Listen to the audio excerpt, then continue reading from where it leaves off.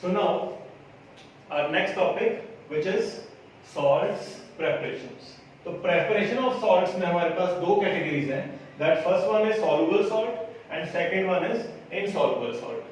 So insoluble से हमें नाम से clear हो रहा है कि insoluble aqueous solution के अंदर soluble नहीं होंगे.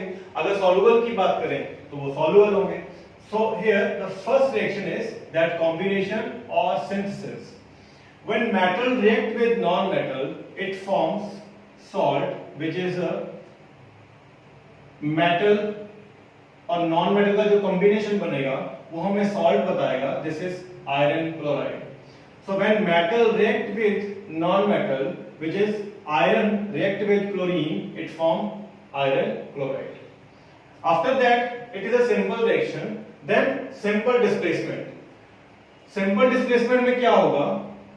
Metal react with acid, it forms salt and liberate H2 gas. यहाँ पे कौन सी गैस प्रोड्यूस होगी? Hydrogen gas. सॉल्ट बन जाएगा हमारे पास जहां पे एनाइन और कैटाइन होंगे. और यहां पे जो देखने वाली चीज है, हम यहां पे रिएक्टिविटी सीरीज की बात करेंगे. इसकी बात कैसे करेंगे? मैं यहां पे दो कंपैरिजन ले रहा हूं, एक ये रिएक्शन, एक ये रिएक्शन. यहां पे मैंने जिंक मेटल लिया है और यहां पे मैंने कॉपर मेटल लिया है. दोनों के अंदर डिफरेंस क्या है? लेकिन पहले बता रहा हूं कि जब कॉपर को मैंने सल्फ्यूरिक एसिड के साथ रिएक्ट करवाया तो ये रिएक्शन नहीं हो पाई. रीजन क्या था? यहां पे जो जिंक है ये रिएक्टिविटी सीरीज के अकॉर्डिंग हाइड्रोजन के ऊपर आता है. ऊपर इन द सेंस इसकी रिएक्टिविटी, और जो एक्टिव मेटल है ये ज्यादा रिएक्टिव है as comparison to this hydrogen. और अगर ये इससे ज्यादा क्या होगा, एक्टिव होगा और ज्यादा रिएक्टिव होगा तो इसको क्या कर देगा? डिस्प्लेस कर देगा. डिस्प्लेस करने के बाद ये इसकी जगह ले लेगा. जगह लेने के बाद यहां पे क्या बन जाएगा? Zinc sulphate, which is a salt. अगर इसकी बात करूं कॉपर की, तो कॉपर हाइड्रोजन के नीचे आता है. नीचे आएगा तो मतलब हाइड्रोजन की रिएक्टिविटी इससे ज्यादा है. अगर इससे ज्यादा है हाइड्रोजन की रिएक्टिविटी कॉपर से ज्यादा है तो ये तो अपने आप को डिस्प्लेस होने नहीं देगा, तो ये रिएक्शन आगे बढ़ नहीं पाएगी. It means it can't be proceed in further product. तो यहां पे कोई भी रिएक्शन नहीं हो पाएगी और कोई भी गैस भी लिबरेट नहीं होगी. So when we talk about the simple displacement, then zinc react with sulfuric acid, it forms zinc sulfate and liberate hydrogen gas. After that, the third reaction is, which is a very important, decomposition reaction. So decomposition reaction का meaning होता है splitting, splitting. और बात करें bond breaking, मतलब ये compounds को break करता है. तो कंपाउंड्स को ब्रेक करवाने के लिए मैंने क्या किया, यहां पे मेरे पास एक पार्शियल रिप्लेसमेंट आयन वाला कंपाउंड है, which is also salt, sodium hydrogen carbonate. It react with acid and it split into three terms. First one is salt, which is a sodium chloride, water molecule and liberate carbon dioxide gas. तो यहां से मेरे को क्या पता लगा, इस compound को किसने डिकम्पोज करवाया? इस एसिड ने. इस एसिड की वजह से ये वाला कंपाउंड क्या हो गया? ब्रेक हुआ. और ब्रेक होने के बाद मेरे को एक कॉमन सॉल्ट मिल गया. ठीक है. उसके बाद वाटर मॉलिक्यूल एंड आल्सो यहां पे क्या मिल गया? Carbon dioxide gas. So this is the meaning of, exact meaning of decomposition, जहां पे स्प्लिटिंग हो रही है, बॉन्ड ब्रेक हो रहे हैं किसी कंपाउंड के. Now the fourth reaction is neutralization reaction. It is a very important reaction according to the syllabus because ये हम डेली लाइफ में भी इसका यूज करते हैं. और जब भी हमें बेस को न्यूट्रल करना हो, एसिड का मिक्सिंग करते हैं और एसिड को मिक्स करना, एसिड को क्या करना हो, न्यूट्रल करना हो, तो बेस के साथ रिएक्ट करते हैं. So whenever acid react with base, it forms salt and water. So ये तो जनरल रिजल्ट हमें याद हो गया. लेकिन यहां पे कंडीशंस आ रही है, when this acid react with base, it form salt, which is a sodium sulfate and water molecule. So यहां पे नोट करने वाली बात है, जब हम base as alkali base use करेंगे, अल्कली मतलब जो वाटर के अंदर सॉल्युबल हो जाते हैं, जब हम अल्कली बेस या क्या करेंगे, यूज करेंगे, उस ओवरऑल रिएक्शन को बोला जाएगा टाइट्रेशन रिएक्शन. क्या बोला जाएगा? Titration reaction. तो यहां पे जब भी मैं न्यूट्रलाइजेशन रिएक्शन की बात करूंगा वहां पे दो कंडीशन आएंगी. अगर तो मेरे पास क्या है, इनसॉल्युबल मतलब बेस है जो वाटर के अंदर सॉल्युबल नहीं हो रहा, तो तब तो वो न्यूट्रलाइजेशन रिएक्शन सिंपल होगी। अगर मेरे पास बेस वो वाला हो जिसमें हम अल्कली बोलते हैं, जो क्या है वाटर के अंदर सॉल्युबल है, उस रिएक्शन क्या बोलेंगे, रिएक्शन को titration reaction. So these are the salts which are soluble. So ये उसकी कुछ रिएक्शंस थी सॉल्ट की जो सॉल्युबल थे। उसके बाद इनसॉल्युबल सॉल्ट हैं जो, उसकी कुछ रिएक्शंस है वो हम करते हैं discuss. First reaction, by the combination of metal and non metal, iron react with sulphur and it form iron sulphide. और यहां पे इस एरो को बोला जाएगा आपका प्रेसिपिटेट जो बन जाते हैं, ठीक है। इसकी वजह से ये सॉल्युबल नहीं हो पाता। तो प्रेसिपिटेशन का मतलब ही होता है कि these substances या दो substances which are insoluble in aqueous solution. After that, by the combination of metal oxide, which is a basic oxide, and carbon dioxide, when it react with each other, then it forms CaCO3 and it forms soluble salt, which is a calcium carbonate. So this is a very simple reactions, but the most important reaction is that is double displacement reaction.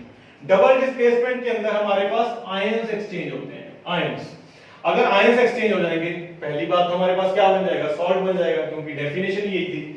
और जब भी हमारे पास ion displace होंगे, कितने double displacement होगी, वहां पे हमेशा हमारे पास क्या बनेंगे, पीपीटी बनेंगे। PPT means insoluble substance. तो यहाँ पे बेरियम क्लोराइड को जब मैंने रिएक्ट करवाया सल्फ्यूरिक एसिड के साथ, यहां पे मेरे पास क्या बनेगा, बेरियम सल्फेट और HCl एसिड बन गया, ठीक है। तो यहां पे जो बेरियम सल्फेट है वो मेरे पास क्या है, as a PPT which is a insoluble substance और insoluble salt. Same reaction as that AgNO3 silver nitrate which is react with acid, then it form silver chloride and nitric acid. So ये भी हमारे पास क्या होगा, एक PPT होगा। क्या होगा, PPT which is insoluble salt. So these are the preparations or these are the chemical reaction of salts. After that we will discuss the properties of salt and their solubility. So this is a very important topic of your chapter second, acid, bases and salt. The topic name is pH scale. It is given by Mr. Sorensen in 1909. What is the pH scale? इसका काम क्या है, क्या use कर रहे हैं हम इसका और क्यों करते हैं।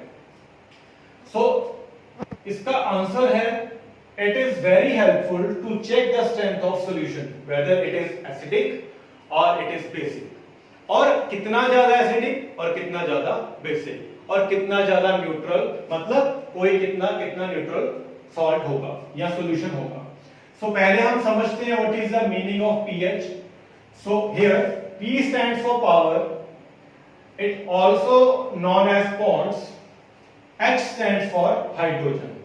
So overall it is the meaning of the power of hydrogen. So यहां से अगर हाइड्रोजन की बात हो गई है तो हम बात कर लेंगे H पॉजिटिव एक्वस सॉल्यूशन की। H पॉजिटिव जितने ज्यादा होंगे उतना क्या होगा, एसिड होगा, जितने कम होंगे एसिडिक कम होगा। तो यहां पे सोरेनसन ने हमें एक स्केल दिया, the value of scale is 1 to 14, 1 to 14। सो यहां से 1 से लेके 14 तक हमारे पास एक स्केल दे दिया, और स्केल के अंदर उसने क्या है, अलग अलग कलर हमें रिप्रेजेंट करके बताए, और उसने वो कलर विबग्योर से लिए, ठीक है। तो यहां पे कुछ वैल्यूज हम पहले डिस्कस कर लेते हैं। 1 वैल्यू पे एसिडिक बहुत स्ट्रांग होगा, 14 वैल्यू पे जो बेस होगा वो बहुत स्ट्रांग होगा, और 7 वैल्यू पे आपका जो सॉल्ट होगा या सॉल्यूशन होगा या कोई भी कंपाउंड होगा वो क्या होगा, न्यूट्रल होगा 7 वैल्यू पे। तो जब हम 7 के अबव जाएंगे, ऊपर जाएंगे, तब कलर कौन कौन से आएंगे, वॉयलेट, इंडिगो, ब्लू, और वो डार्क और लाइट हो सकते हैं। अगर मैं 7 के बिलो आऊंगा तो वो कलर क्या हो सकते हैं, dark orange, dark yellow, dark red, और लाइट ऑरेंज, येलो और रेड। तो ये वैल्यूज डिपेंड करेंगी उस कंपाउंड के ऊपर कि वो एसिडिक है, बेसिक है या सॉल्ट है। तो whenever we talk about acid, तो इसकी वैल्यू क्या होगी, 7 से कम। अगर मैं बात करूं बेसिस की तो इसकी वैल्यू क्या होगी, 7 से अबव। अगर मैं बात करूं सॉल्ट की तो इसकी जो वैल्यू होगी वो क्या होगी, 7। कब होगी, जब ये न्यूट्रल होगा। लेकिन आगे सॉल्ट की भी क्या है, 2 टर्म्स हैं। अगर तो मैं सॉल्ट के अंदर एसिडिक वैल्यू बढ़ा दूं, जैसे कि हमने अभी सॉल्ट के बारे में पढ़ा था कि अगर उस पे H पॉजिटिव आयंस की वैल्यू बढ़ रही है तो मतलब क्या हो जाएगा, एसिडिक सॉल्ट। अगर बेसिक मतलब OH नेगेटिव आयन की वैल्यू बढ़ रही है तो उसमें क्या हो जाएगा, बेसिक सॉल्ट की वैल्यू ज्यादा हो जाएगी। तो जब भी हम एसिडिक सॉल्ट की बात करेंगे तो उसकी वैल्यू 7 से थोड़ी कम होगी और बेसिक की 7 से थोड़ी ज्यादा होगी। यहां पे कुछ एग्जांपल लिखी हैं। The first example is ammonium chloride solution. इसकी जो वैल्यू होती है वो होती है 6 पीएच स्केल के अकॉर्डिंग। अगर बेसिक सॉल्ट की बात करूं तो सोडियम कार्बोनेट सॉल्यूशन की वैल्यू मैं ले रहा हूं 9, जो किधर जा रही है 7 के अबव।